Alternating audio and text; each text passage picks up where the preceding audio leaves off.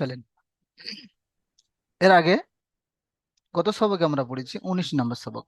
আজকে আমরা পড়বো 20 এবং 21, দুটো সবক আজকের পড়ে আপনাদের নুরানি কায়দা শেষ হয়ে যাবে। এবার আপনাদের রিভাইজ চলবে, ঠিক আছে? চলেন, সবক নাম্বার 20। সবক নাম্বার 20, হুরুফে কমারি ও শামসি। হুরুফে কমারি ও শামসি আজকে আমরা পড়বো।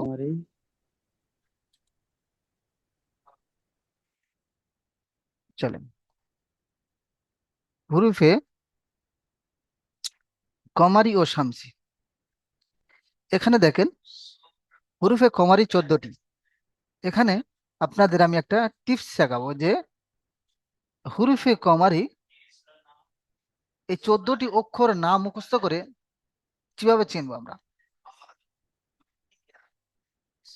আজকে যারা যারা আসবে না, তারা খুব মিস করবেন।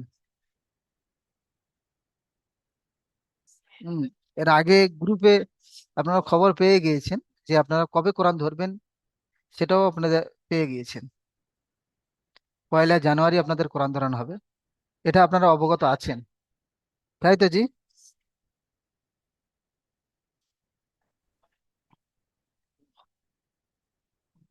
চলেন, এখানে আমি একটা টিপস শেখাবো যে হুরুফে কমারি, হুরুফে কমারি 14টা অক্ষর না মুখস্থ করে কেমন ভাবে পড়বে। চলেন দেখেন। চলেন, এই কমারি, হরফে কমারি, হরফে কমারি 14টি অক্ষরের মধ্যে একটা জিনিস কমারি যখনই আমরা পড়বো, আলিফ ও লাম আসবে। আলিফ ও লাম আসলে আলিফটা বাদ দিয়ে লামের সাথে যুক্ত করে পড়তে হবে। আলিফটা বাদ দিয়ে লামের সাথে যুক্ত করে। কখনই এরকম হবে, এটা কখন হবে, এটা আপনাদের দেখায় এটা কখন হবে। এই যে আলিফ ও লাম, আলিফ ও লাম, এই ওয়াও গিয়ে লামের সাথে যুক্ত, আলিফ কেটে যাচ্ছে।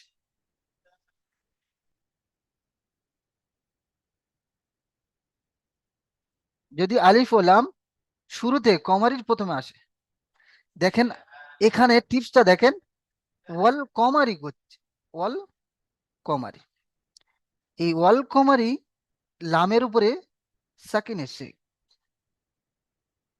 কমারির কব আসার কারণে এটা আমরা বুঝবো যে কমারির কব এসছে। কমারির কব আসলে লামের উপর সাকিন হবে। কোরআনে আপনি এরকম ভরি ভরি দেখবেন যে আলিফ ও লাম, আলিফটা বাদ দিয়ে লামের সাথে যুক্ত করে পড়া হচ্ছে। কেন পড়া হচ্ছে? কমারির অক্ষর কব এসছে। এই কমারির 14টি অক্ষর কোনো একটি আসবে, আসলে এই রকম সেম হবে। কমারির 14টি অক্ষর যখনই আপনার আলিফ লাম পড়বেন, দেখবেন আলিফ কাটে গিয়ে লামের সাথে যুক্ত করে পড়া হচ্ছে। লামের সাথে যখন যুক্ত করে পড়া হচ্ছে, তখনও বুঝবেন যে কমারির অক্ষর এসছে। কমারির এখন কব এসছে দেখেন, ওয়াল আকরাবিনা, এখানেও দেখেন এই আলিফ কাট বাদ দিয়ে লামের সাথে যুক্ত করে এসছে।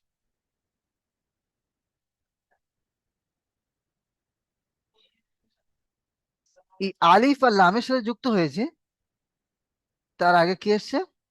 আলিফ এসছে, হামজা এসছে।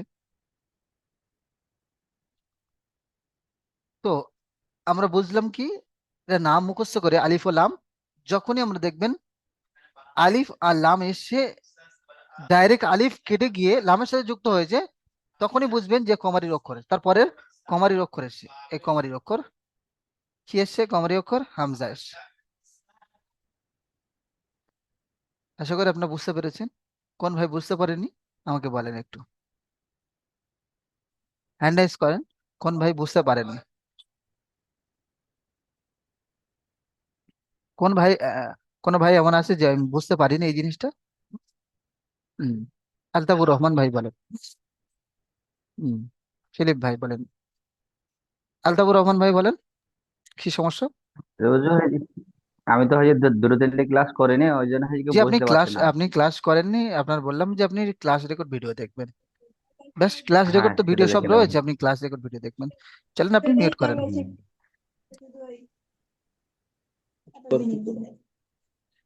ফিলিপ ভাই বলেন। হ্যাঁ হুজুর বলছি, হুম। এই অলাম জবর অল, হুম। তারপরে কাপ, কপ কপ। লাম কাপ জবর। লাম কাপ যাবার নয়, সাকিন তো একবার যুক্ত হয়, তাসদিদ কি? লামের উপর তো তাসদিদ আসেনি, যেটা দুবার উচ্চারণ হবে। এটা ওয়াও লাম যাবার ওয়াল হয়ে গেল। ওয়াল, কফ যাবার তারপরে ক, ওয়াল ক, মিম যাবার মা, ওয়াল ক মা, রজেরি, ওয়াল কমারি। এখানে কায়দাটা বোঝেন আপনি। দেখেন ওই ওয়াল কমারি মাঝখানে আলিফটা কেন কাটা দিচ্ছে, এটা তো হতাশ হবেন আপনারা যে কেন আলিফটা বাদ যাচ্ছে, লামের সাথে যুক্ত হচ্ছে। এর এই হুজুর কারণটা হচ্ছে, প্রথমটা না, দ্বিতীয়টা বলছি। হ্যাঁ দ্বিতীয়টা বলেন। অলাম জবর অল, হ্যাঁ। তারপরে লাম কাপ জবর। না, লাম কাপ জবর কেন হবে? এটা কি তাসদিদ এসছে? এটা তাসদিদ আসলে তাহলে লামের সাথে কবে যুক্ত হতো আপনার? না যেটা না স্যার হুজুর, ওই এটা প্রথমটা যদি, না, আমি দ্বিতীয়টা বলছি, যেটা সবুজ লেখা আছে এটা বলছি। এইটাই বলছেন তো? হ্যাঁ হ্যাঁ। হ্যাঁ হ্যাঁ, ওয়াল আক, হ্যাঁ এইটা, ওয়াল হ্যাঁ হ্যাঁ। আকরবিনা, ওয়াল এখানে আকরবিনা, আপনি হ্যাঁ। হামজা বলছেন, এখানে হামজা বললেন, এই হামজাটা কোনটা আমি বুঝতে পারছি না। এই তো হামজা। ওটা এটা তো ওটা লাম না? এইটা লাম, এইটা লাম। এইটা, প্রথমটা লাম, দ্বিতীয়টা হামজা। হ্যাঁ হ্যাঁ হ্যাঁ, এটা হামজা। ওয়াল আকরবিনা, কায়দাটা আচ্ছা শুধু আচ্ছা, বোঝেন আমি আপনি। আমি হুম। দেখেন যখনই আপনি এরকম পড়বেন ওয়াল কমারি আলিম যখন বাদ যাচ্ছে দেখবেন যে, কেননা তো ওয়াওকে ডাইরেক্ট যার সাথে সাকিন রয়েছে তার সাথে যুক্ত হবে। ওয়াল কমারি, ওয়াল কমারি হয়েছে এই জন্য যে কমারির এই 14টি অক্ষরের মধ্যে কোনো একটি অক্ষর এসছে এই আলিফ লামের পরে, সেই জন্য ওয়াল কমারি। এবার বলেন, আক্তারুল ভাই বলেন, কি সমস্যা?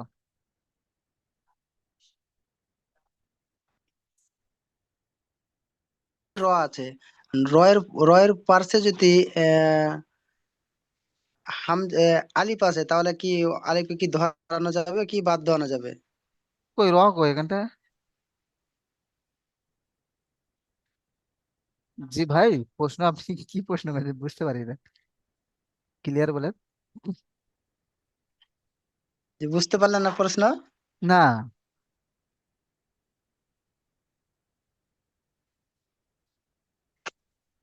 যে যে বলছি যে কপ আছে না, হুম। হ্যাঁ কব আছে। হ্যাঁ হ্যাঁ, এই জায়গাটার মধ্যে এই জায়গাটার মধ্যে যদি আলিফ আছে, তাহলে কি আলিফকে কি বাদ দিয়ে পড়িব কি না না আলিফকে দেখেন, নিয়ে পড়িব? এই আলিফ এখানে বোঝেন, কায়দাটা আপনি বুঝতে পারেননি। এই আলিফ আর লাম, যখন দেখবেন আলিফ লামের পরে জি এ হামজা এসছে, এটা হামজা, তো আলিফ লাম যখন পড়বেন আপনারা তো নতুন যে কিভাবে পড়বো হতাশ হবেন, তো তো ডাইরেক্ট এর সাথে গিয়ে তখনই ভাববেন যে এটা কমারি। এর সাথে যুক্ত হচ্ছে মানে অউ লাম জবর অল, মাঝখানে আলিফটা কেটে যাচ্ছে, এই অউ লাম জবর জি অল। হুজুর, আমি এটা আপনি বলেছিলাম বুঝতে পেরেছি। তার মধ্যে ইয়ার পরে যদি আলিফ আছে, তাহলে কি করা যাবে? ইয়ার পরে এখানে কিছু কায়দা আসেনি, কায়দার হচ্ছে উম, এখানে জি, কায়দাটা এখানটা, এখানে যদি র আসে, এখানে র নেই, এই 14টি অক্ষরের মধ্যে আলিফ লামের পরে যদি 14টি অক্ষর আসে তখনই ওয়াল কমারি হবে। বুঝছেন? জি জি জি এবার বলেন, এবার এই ওয়াল যেখানে দেখবেন যে আলিফ লাম সাথে যুক্ত হচ্ছে, আলিফটা কাটা যাচ্ছে, তখন দেখবেন তার জি। পরের অক্ষরটা কমারির অক্ষর এসছে, সেই জন্য ওয়াল কমারি। বুঝে এসছেন? এটা মুখস্থ করার দরকার নেই, আপনার শুধু মাথায় রেখে দেন যে ওয়াল কমারি, ওয়াল কমারি আলিফ, এই আলিফটা কাটা যাবে, লামের সাথে যুক্ত করে পড়তে হবে। কেন? এই আলিফ লামের পরে কমারির 14টি অক্ষরের মধ্যে এসছে। এইটা থিঙ্কিং এ বুঝে নেন যে ওয়াল কমারি, যখনই আমরা ওয়াল কমারি পড়বো বা আল কমারি পড়বো, হ্যাঁ, বা সিন কমারি, এই ও, এই যে ওয়াল আকরাবিনা পড়ছি, ওয়াল আকরাবিনা, এখানে হামজা কাবের সাথে যুক্ত হয়েছে। এখানে আমি যদি খ দিই, ওয়াল, ওয়াল খ, কবজর খক, ওয়াল খক রবিনা, এইখানটায় আসতে হবে যে ওয়াল কমারি আলিফ লামের পরে যদি কমারি 14টি অক্ষর আসে, তাহলে ওয়াল কমারি আলিফটা কাটা যাবে, আলিফটা বাদ দিয়ে লামের সাথে যুক্ত করা পড়তো। কায়দাটা হচ্ছে এই, যে যখনই আমরা পড়বো ওয়াল কমারি, এই যে আলিফ গিয়ে আলিফটা বাদ দিয়ে লামের সাথে যুক্ত করে পড়া পড়া হচ্ছে, তখনই বুঝবেন যে কমারির 14টি অক্ষরের মধ্যে যে কোনো একটা অক্ষর এসছে। ব্যাস, আশা করি আপনারা বুঝতে পেরেছেন। এবার দেখেন শামসির অক্ষর, হুরুফে শামসি। দেখেন হুরুফে শামসি 14টি, তাসা দাল জাল, এগুলো আপনার মুখস্থ করার দরকার নেই। এখানে আমি একটা টিপস বুঝবো, যে কানান নাসু, কানান নাসু, এই নুন গিয়ে ডাইরেক্ট নুনের সাথে যুক্ত হচ্ছে কেন, মাঝখানে আলিফ লাম দুটো কাটা যাচ্ছে কেন, তখনই বুঝবেন যে কমারির অক্ষর এসছে, তখনই আপনারা বুঝবেন যে কমারির অক্ষর এসছে। কমারির অক্ষর আসলে তার উপর তাসদিদ এসে, তার উপরে তাসদিদ আসে। দেখেন এখানে আলিফ লাম দুটোই কাটা যাচ্ছে, আলিফ ও লাম দুটোই বাদ দিয়ে কমারির এই অক্ষরের সাথে মিলিয়ে পড়তে হবে। যখনই দেখবেন এমনই অক্ষর আসবে, তখনই আপনারা বুঝবেন যে আলিফ লাম দুটো কাটা যাবে, এটা শামসির অক্ষরে আসার কারণে আলিফ লাম দুটো কাটা যাবে, ডাইরেক্ট নুন আর নুনের সাথে যুক্ত হবে। কানান নাসু, এমনই। দেখেন ইয়াকুলুর রাসূলু, ইয়াকুলুর রাসূলু, ইয়াকুলুর, কেন আমি আলিফ লাম দুটোই বাদ দিচ্ছি, কেন বাদ দিচ্ছি, এই শামসির অক্ষরের উপরে তাসদিদ এসে, শামসির অক্ষর, আর শামসির অক্ষর আসলে শামসির অক্ষরের উপরে তাসদিদ হয়। যখনই দেখবেন যে আলিফ লাম দুটো এসছে, তারপরে তারপরে অক্ষর তাসদিদ এসছে, তখনই বুঝবেন যে এটা শামসির অক্ষর। শামসির অক্ষর হলে তো লাম গিয়ে রর সাথে ডাইরেক্ট রর সাথে যুক্ত করবো। বুঝেছেন? আপনার শর্টে বুঝতে বুঝতে পেরেছেন? সাদ্দাম হোসেন, শর্টে বুঝতে পেরেছেন আপনি? জি হুজুর, আবার একটা প্রশ্ন ছিল, সেটা হচ্ছে কি, হুম, শামসির অক্ষর আসলে সেখানে তাসদিদ মাস্ট থাকবেই? মাস্ট থাকবে একদম।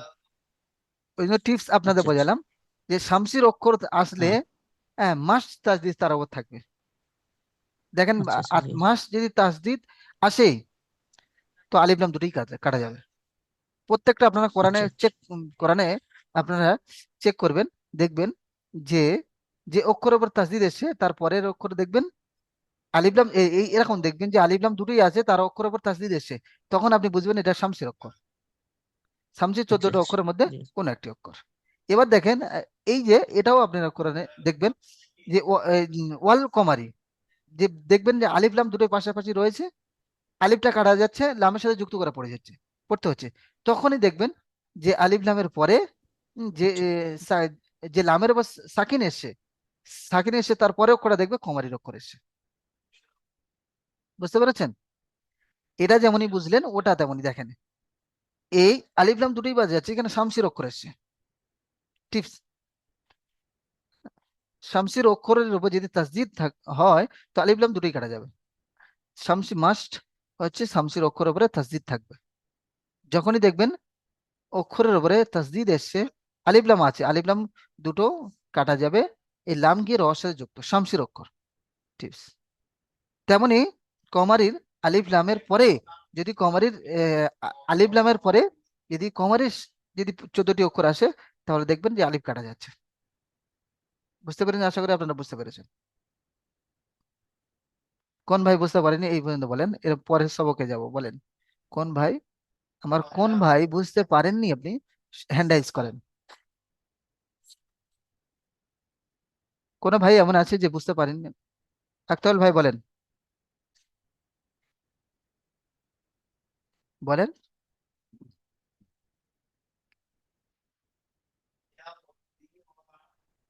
আক্তার ভাই আপনার নেটওয়ার্কের সমস্যা হচ্ছে, আপনি যে স্থানে রয়েছে স্থানটা পরিবর্তন করেন, মানে ওখান থেকে আপনি যদি সরে যান।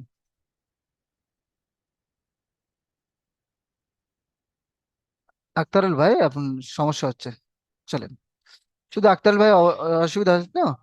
আক্তারুল ভাই আপনার নেটওয়ার্কে যদি সমস্যা ঠিক হয়ে যায় তো আপনার সাথে ইনশাল্লাহ জিজ্ঞাসা করবো, চলেন।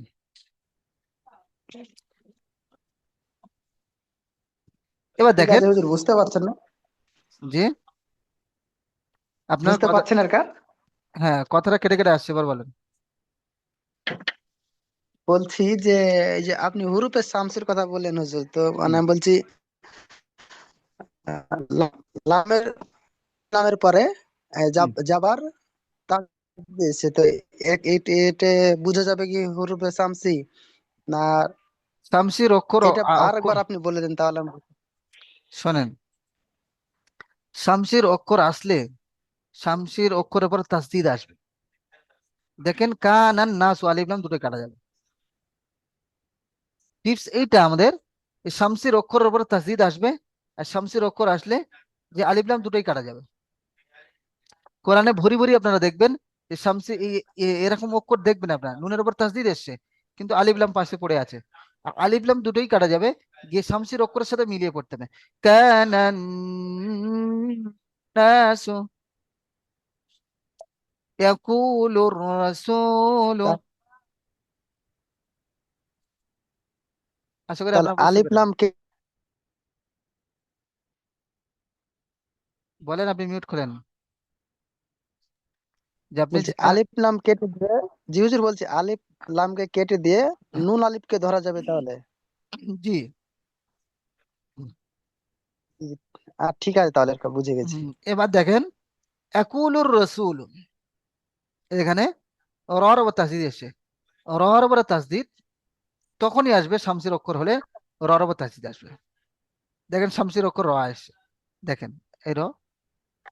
এখানে আমরা এই এই কটা মুখস্থ করার দরকার নেই, আমরা টিপস বুঝবো যে শামসির অক্ষরের উপরে তাসদিদ আসবে, তাসদিদ ওয়ালা অক্ষর হলে আলিফ লাম দুটোই কাটা যাবে। আর কমারির অক্ষর আপনার টিপস কি বুঝবো, যে আলিফ লামের পরে যে লামের উপরে যখন সাকিন থাকবে, লামের উপর সাকিন থাকবে, আলিফ লাম দুটোই পাশাপাশি আসবে, লামের উপর সাকিন থাকবে, তখনই বুঝবেন তারপরের অক্ষরটা কমারি অক্ষর এসছে। বুঝতে পেরেছেন আপনারা? বুঝতে পেরেছেন? চলেন জি। আবার বলছি আমি, যখনই দেখবেন আলিফ লাম, আলিফ লাম পাশাপাশি এসে লামের উপর সাকিন এসছে, আলিফ লাম পাশাপাশি এসে পাশাপাশি এসে আলিফের উপর সাকিন এসছে, তখনই আপনারা বুঝবেন যে কমারির অক্ষর এসছে। তারপরে লাম সাকিনের পরে কমারির অক্ষর আসলে তখনই বুঝবেন যে আপনি এটা কমারির অক্ষর এসছে। আলিফ লামের পরে আলিফ লাম দুটোই পাশাপাশি আসবে, এখানে দেখেন আলিফ লাম দুটো পাশাপাশি আসবে, কিন্তু আলিফটা কাটা গিয়ে লামের সাথে যুক্ত করা পড়তে হবে, তখনই বুঝবেন যে কমারির অক্ষর এসছে। দেখেন পুরো সেম সেম, এগুলো আপনারা মিলিয়ে নেবেন কোরআনে। তাহলে তাহলে আমরা বুঝলাম এই পর্যন্ত, চলেন এবার আমরা পড়বো সবক নাম্বার সবক নাম্বার 21, আয়াত করার কায়দা।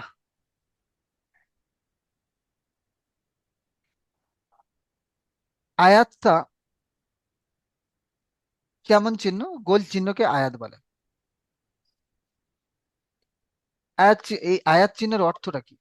দেখেন, এই যে আয়াত চিহ্নের অর্থ কোরআনে সব, এই আয়াত চিহ্নের অর্থ হলো থামার জায়গা। এখানে আমরা থামবো, এখানে আমরা কি করব?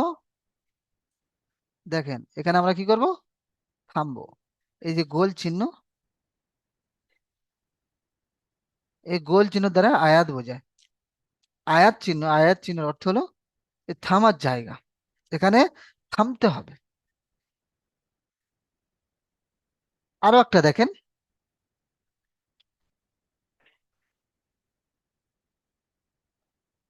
আয়াতের শেষে বা মাঝে থামতে হলে, এখানে এটা তো আমরা বুঝলাম যে এই চিহ্নটা আসলে থামতে হবে। এবার এবার বোঝেন যে এই লাস্ট অক্ষরটা কিভাবে আমরা থামবো, কি করে থামবো। দেখেন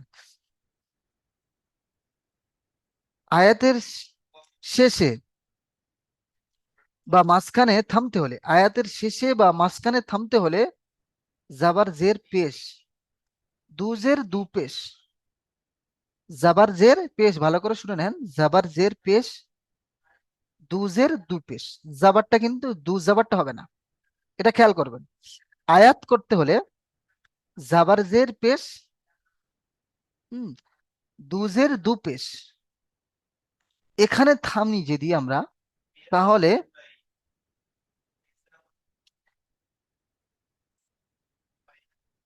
এখানে থামতে হলে সাকিন করে থামতে হবে। শেষ অক্ষরকে আমরা সাকিন করে থামবো। দেখেন আলামিনা আছে, তো আমরা এখানে থামবো। কেমন ভাবে পড়বো, এটা জাবার এসে, ওপরে আমি বলে দিলাম জাবার জের পেশ, জাবার জের পেশ, দুজের দু পেশ। উপরে জাবার জের পেশ, দুজের দু পেশের উপরে থামতে হলে কেমন ভাবে থামবো দেখেন, আলামিনা। এখানে আমি থামবো, এই জাবারের উপর থামবো, জাবারের উপর আমি থামবো, নিঃশ্বাস ও রুকবো। তাহলে আমি কেমন ভাবে পড়বো, আলামি না পড়বো না আলামিন পড়বো? নুনের উপরে দেখেন, আবার শোনেন, জাবার জের পেশ, দুজের দু পেশের উপরে থামতে হলে সেই অক্ষরকে সাকিন করে পড়বো আমি। যেমন এখন নুনের উপরে জাবার এসেছে, জাবারটা কি করবো, সাকিন করে পড়বো। আলামিনা না, কারণ আমি এখানে থামবো, এখানে ভালো করে বোঝেন কিন্তু আপনারা, খুব ইম্পর্টেন্ট।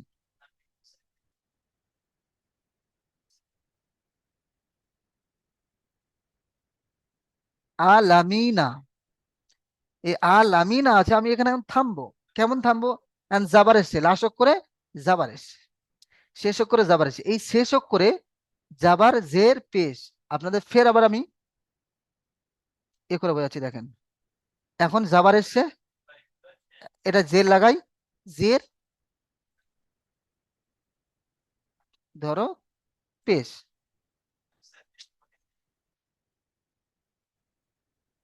এখানে ধরো এটা পেশ, পেশ, জাবার জের পেশ, দু জাবার, দু জাবার, দু জাবারটা হবে না, দু জের হবে। দেখেন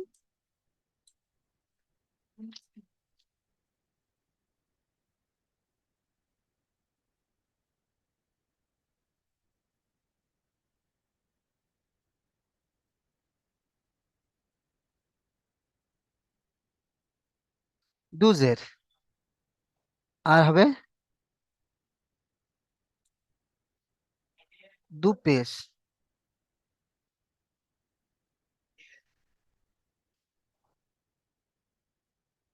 দু পেশ। এই কটা অক্ষরে থামতে হলে কেমন ভাবে পড়বো, এই জাবারে ওপরে আমি থামছি এখন, এই জাবাটাকে সাকিন করব।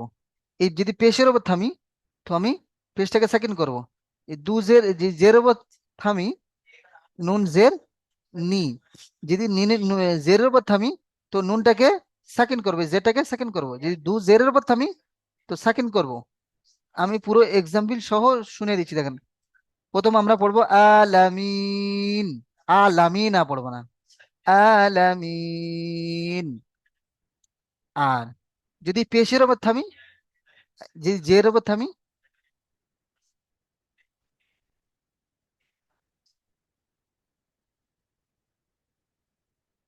এখানে যদি আমি জেরের উপর থামি, তাহলে কেমন ভাবে পড়বো, আলামিন। কেন, একটা শেষ, একটা সাকিন লাগাবো।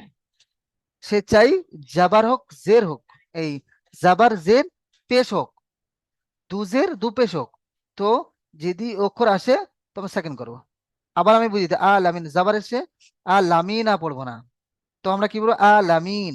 যে এখন জের এসে আলামিন নি আছে, কিন্তু এটা আমরা কি বলবো, আলামিন।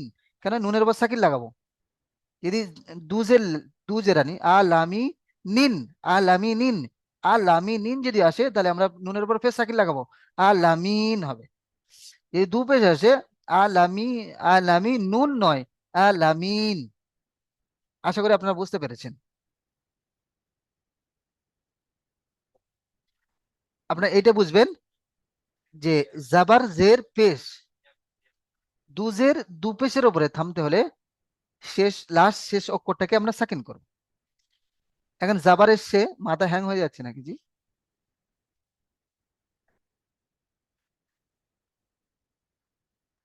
দেখেন একদম সহজ জিনিস একদম। আচ্ছা, প্রশ্ন, কোশ্চেন চলেন। সুজান মন্ডল ভাই আপনি বলেন ফার্স্ট।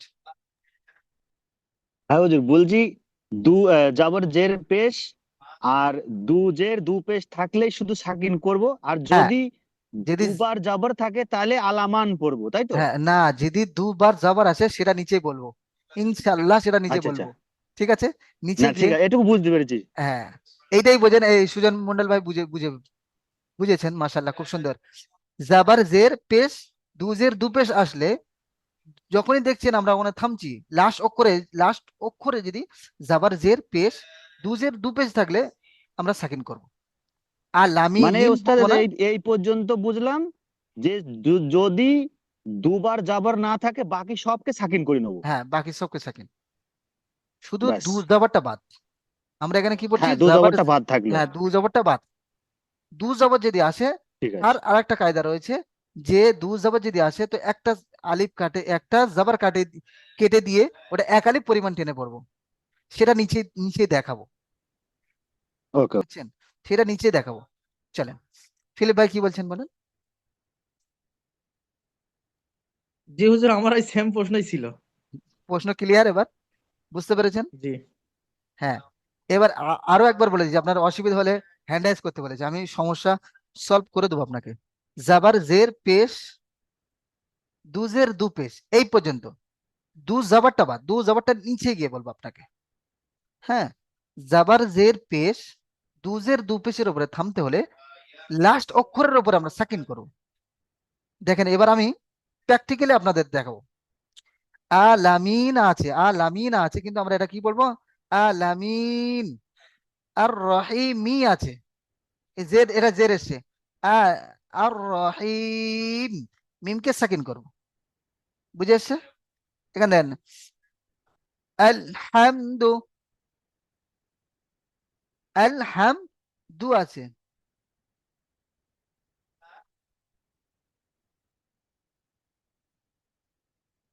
আল হামদ, এটা হবে আল হামদু আছে, কিন্তু এটা কি হবে, আল হামদ। এই যে পেজটা রয়েছে, পেজটাকে বাদ দিয়ে আমরা সাকিন করব। ফিলিপ ভাই বলেন। জি হুজুর, মানে এখানে লাস্টে আমরা যেখানে থামবো হুম, সেখানে আপনার এই পেশ জের দু হুম, জবর এই দুজের দু পেশ থাকলে তখন হুম, আমরা লাস্টের তিনটে অক্ষরকে একসাথে মানে সাকিন করে পড়বো। লাস্ট, হ্যাঁ লাস্টে তিনটে অক্ষর না, লাস্ট অক্ষরটা আপনি সাকিন করবে, তার পরের অক্ষরটা সাকিন থাকলেও আপনার কোনো সমস্যা না। আপনি মিম আর ইয়াকে যুক্ত করে, মিম আর দালকে, যেমন দেখেন এখানটায় হ্যাঁ, মিম মানে আর দাল, তিনটে অক্ষর মানে লাস্ট হামদু। অক্ষরটাকে আমি ওই আগের দুটো অক্ষরের সাথে জুড়ে পড়বো। হ্যাঁ, এইটা আপনি যদি শুধু বোঝেন তো মাশাআল্লাহ আপনি সব বুঝে যাবেন। এই এতটুকু দেখেন, এখন পেশ এসছে, এখন পেশ এসছে, এটা এই পেশকে আমরা সাকিন করে পড়বো। আল হামদু হ্যাঁ। আছে, কিন্তু এটা আল জিম, হামদ, জিম, আল হামদ। হা মিম হ্যাঁ, দাল। হা হা মিম দাল জাবার হামদ। হ্যাঁ, হামদ। হুম, বুঝেছে? এখানে দেখেন, নিচের দিকে আসেন, দেখেন আহাদুন আছে, যেমনই আপনারা পড়বেন দেখবেন কুল হুয়াল্লাহু আহাদুন আছে, ওখানে আমরা পড়বো কুল হুয়াল্লাহু আহাদ। দু কি আছে দালের উপরে, দু জাবার, এরা দু জেরের ইয়ে দিয়েছে। দেখেন উদাহরণ, এখানে এখানে আমরা কি পড়বো, এই আল হাম, আহাদুন পড়বো না আহাদ পড়বো, বলেন তো আলাউদ্দিন ভাই, আপনি বলেন। আহাদ। আহাদ আহাদ। পড়বো, বুঝে আহাদ এসছে, করবো। মাশাআল্লাহ আপনার বুঝে এসছেন। সাদ্দাম হুসাইন ভাই, সাদ্দাম হোসেন ভাই কি বলবো? জি হুজুর, আহাত পড়ব। মাশাল্লাহ। হুজুর, আমার আর একটা প্রশ্ন ছিল, সেটা জি হচ্ছে বলেন। আমি যদি মানে আয়াতের এখানে মানে না থেমে এই আয়াতের সঙ্গে অপর আয়াতের সঙ্গে জুড়ে পড়ি, তখন কি দু পৃষ্ঠে ধরে পড়তে লাগবে ওহ, নাকি? জি জি জি জি। তখন জি, তো অন্য ব্যাখ্যা আয়াতের করতে ক্ষেত্রে হবে।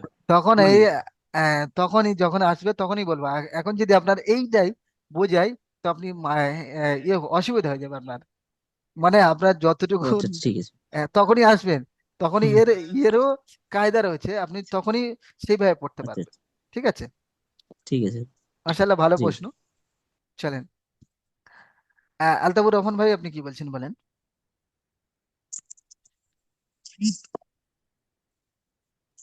হুজুর একই প্রশ্ন ছিল। প্রশ্ন সলভ। হ্যাঁ, সলভ হয়ে যায়। মাশাল্লাহ, চলেন এবার দেখেন, এই আহাদুন আমরা পড়বো না কিন্তু, আহাদ, আহাদ এই দালের উপরে সাকিন। এবার দেখেন খুসরিন আছে, খ সিন পেশ খুস, র দুজা রিন, এখানে আমরা কি বলবো? খুস, খুসর, এর রকে সাকিন লাগাবো, খুসর, খ সিন র পেশ খুসর। এখানে খুসরিন পড়বো না, কারণ আমরা এখানে দাঁড়াবো। বুঝে এসছে আশা করি আপনারা। জাবার জের, জাবার জের পেশ এবং দু জাবার দু জের, আশা করি আপনারা বুঝতে পেরেছেন। এবার চলেন, আয়াত করার তিনটি কায়দা, তার মধ্যে একটি আমরা পড়ে নিয়েছি। এবার 2 নম্বর। হুম, এবার 2 নম্বর এটা বুঝবো। দেখেন এখানে নাম্বার 2, আয়াতের শেষে দু জাবার থাকলে এক জাবার গণ্য করে, মানে এক জাবারকে ধরবো আমরা। গণ্য মানে এক জাবারকে ধরবো, একালি পরিমাণ টান সহ পড়তে হবে। ওখানে কিন্তু দু জাবারের কথা বলিনি, এখানে এসে দু জাবারের কথা বলছি। আপনারা খেয়াল রাখবেন, জাবার জের পেশ, দু জের দু পেশ ওই পর্যন্ত শেষ সাকিন করবেন।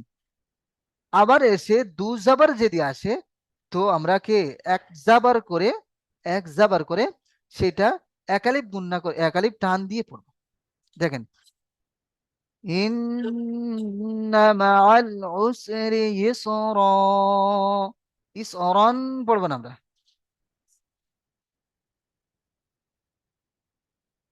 বুঝছেন? ইসরা, এই একটা একটা জবর বাদ দিয়ে একটা জবর গণ্য করো, মানে একটা জবর নির্দিষ্ট করে নেব, দিয়ে একালিপ টান দিয়ে পড়বো। তাহলে দু জবরটা ক্লিয়ার। মাশাআল্লাহ। এবার চলেন 3 নম্বর, আয়াতের শেষে গোলতা, এটাকে গোলতা বলে। আপনার জট জট বোঝেন, এই জুমটা কেটে যাবে, দ্বিতীয় লিঙ্কে বোঝাবো।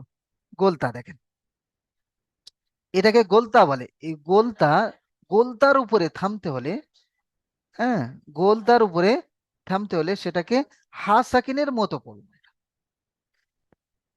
যেমন জারিয়াতুন আছে, এটা আমরা জারিয়া, এক তো তানবিন, দু জাবার দু পেশ এসে সাকিন করতে হবে। আবার কি গোলতা আসলে হা সাকিনের মতো পড়তে হবে। গোলতা, এই গোলতা এসে, গোলতা আসলে এটা কি হা করে পড়বো আমরা, এটা হা করে দেবো। দেখেন এটা হা করে দেবো, এইটা হা। জারিয়াতুন আসলে জারিয়াতুন, তা দুপেস্তুন, এই তাটা আমরা পড়বো না তখন। তখন কি বলবো? এই গোলতার উপরে থামছি আমরা, কেন গোলতার উপরে আমরা থামছি, তাহলে এইটা গোলতাকে আমরা বাদ দিয়ে হা সাকিনের, হা কে সাকিন করব।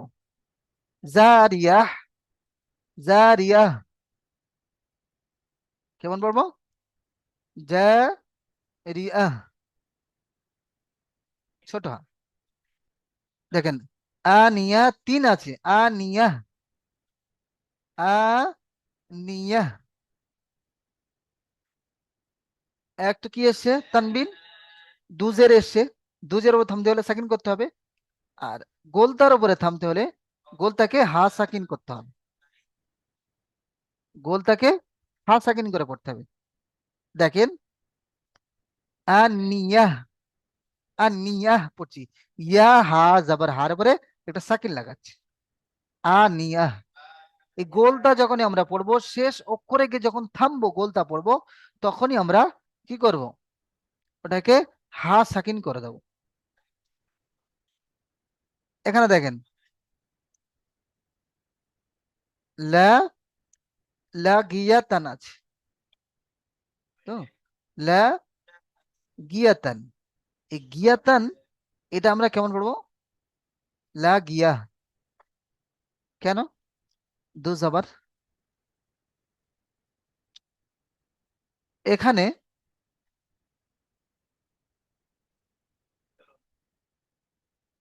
হার উপরে একটা সাকিন করে দেবো, ঠিক আছে। হার উপরে একটা সাকিন করলে আমরা কেমন পড়বো, কেমন ভাবে পড়বো,